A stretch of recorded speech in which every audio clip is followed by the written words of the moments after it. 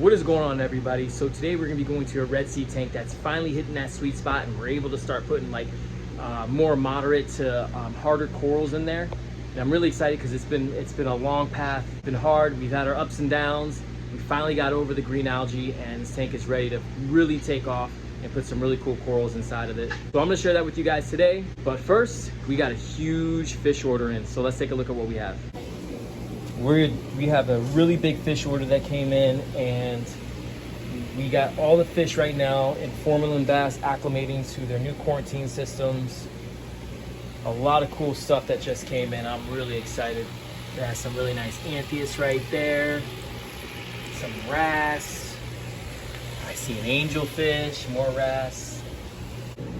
We got a ton of peppermint shrimp.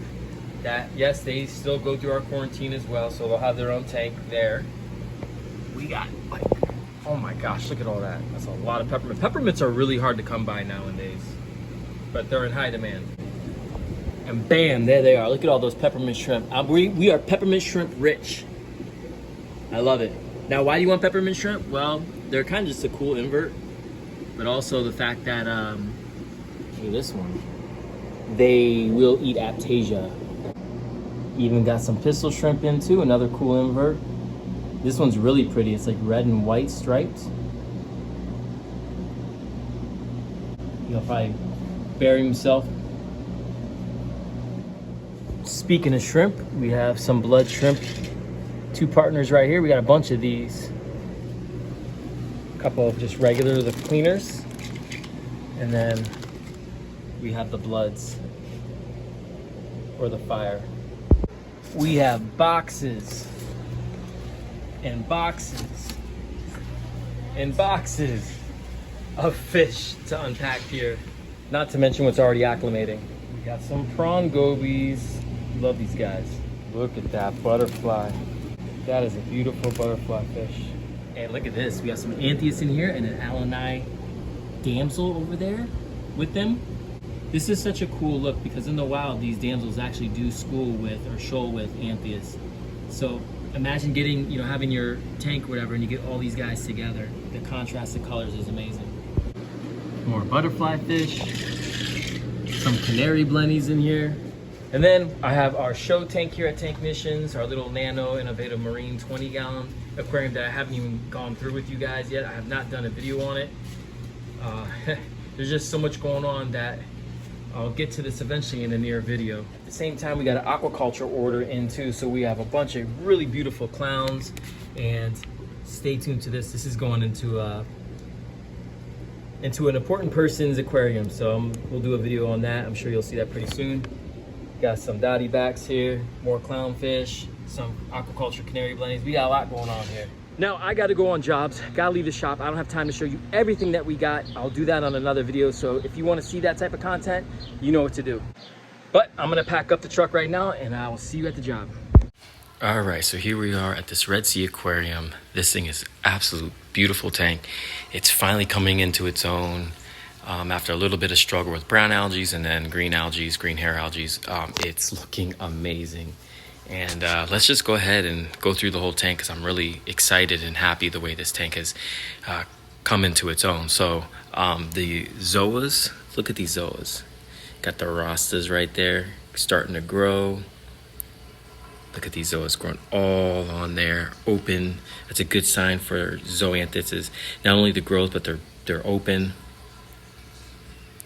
Got anemones that are growing like crazy. There's 1, 2, 3, 4, 5 anemones.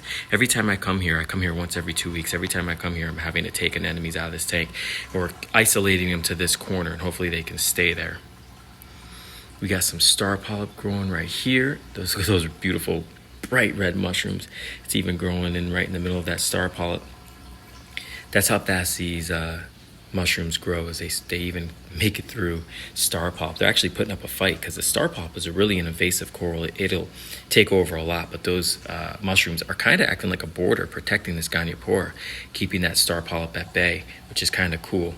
So I'm kind of happy with the way that ended up turning out by total accident. And we got some more red mushrooms. Again, these things grow like crazy, which again, it's a great coral to have in this area because you have anemones right here. they're able to tolerate the sting to a certain extent, and they, the enemies will keep the mushrooms in check and isolated in this area. So, you look at the tank from over in this angle, and you have some really pretty red mushrooms, and you got that waving anemone, and some hopefully that these zoanthus start to grow and fill in this area. That'll look amazing. Coralline algae, that purple stuff right there growing on the rocks, sign of a healthy tank, healthy rock. Goniopora, extended out Palus grandis, which is just grown like crazy. It's really taken off. Now, we're starting to get into the LPS corals and encrusting corals. That little favia right there, it's receded a bit, but that's because it fell off and was in the sand, but it's recovering. So, we'll see how that ends up going. Look, can you get out of the camera shot, please, there? Yeah, somebody wants attention. We have the acan right there looking big and fluffy, just like you like them. You have another acan below that looking good. Another shorter goniopora. Now, with these gonioporas, what I want to see is new growth. These things can be really hard to take care of. And if you look underneath, like down below right there, you can see some new little polyps growing. So that makes me feel good. And this goniopora is starting to take over the frag plug, and the end game is to start to grow onto the rock too. Beautiful clam out. Rock flower anemones, all different types. More red discosoma mushrooms. Now these were on a whole rock. We ended up taking the rock out and smashing it in half because these things were just growing like crazy. So now we've isolated them to this area, and when they fall off and they kind of make themselves some way around the tank, we'll grab them out of the tank so that they don't spread quickly, because we don't want them to take over the tank. Added new rock up here recently. That's why it's white compared to the other ones. Soft corals. All the soft corals are doing great. Look at that. Again, zoanthus out and big. Look at this star polyp.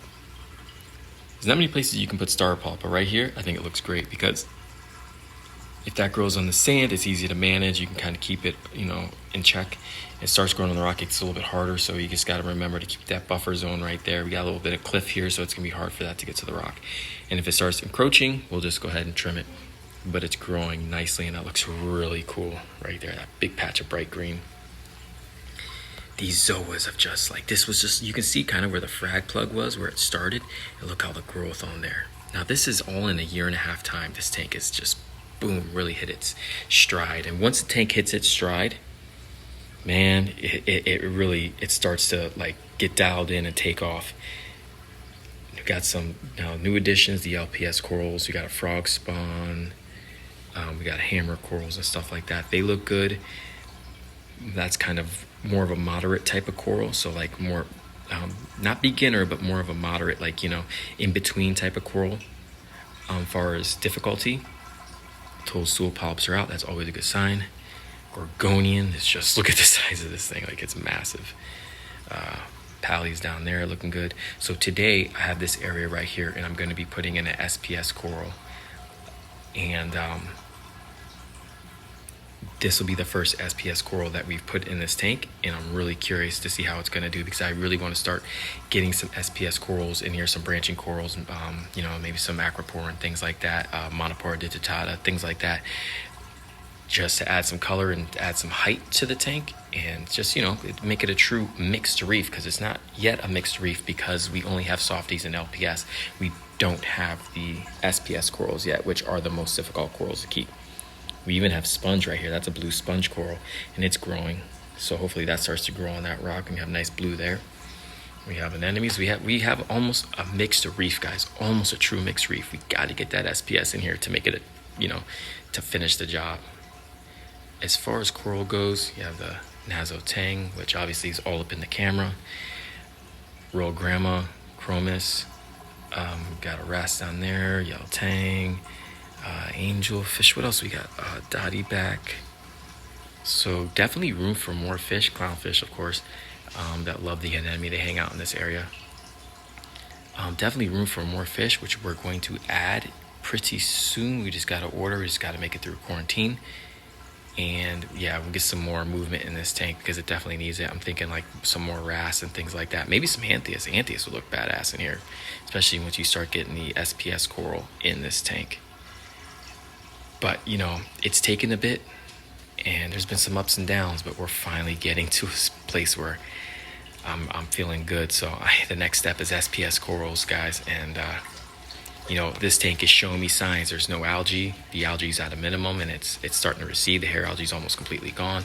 There's no brown algae. The corals in here are doing good and have been doing good for a while. We're starting to get coralline algae growth. Things are starting to look healthy. So I'm going to try today with the sample SPS coral, put it there, and then hopefully in 2 weeks it's still there, and not just still there, but it's gotten better in color, and we're seeing signs of growth too. So I just wanted to share this with you, the process of what can happen if you take it slow. This tank's about 1.5 years old. If you take it slow and, you know, you quarantine your stuff, it might take a little bit longer. And, you know, this all was dry rock. It might take a little bit longer, but it's definitely worth it. So I'm going to add this coral right now. All right, so I put that coral in, and the signs I'll be looking for to see if it's doing good is it's a little light orange. I want to make sure that it's starting to get darker in color. It is encrusting that plug. It's hard to get a good shot of it, but we want to see that a lot. We want to see that coral a lot darker. I will keep you guys posted and up to date on how this tank turns out as we go forward. But thank you so much for watching. If you have any questions, put it down in the comments. As always, I will see you guys on the next one.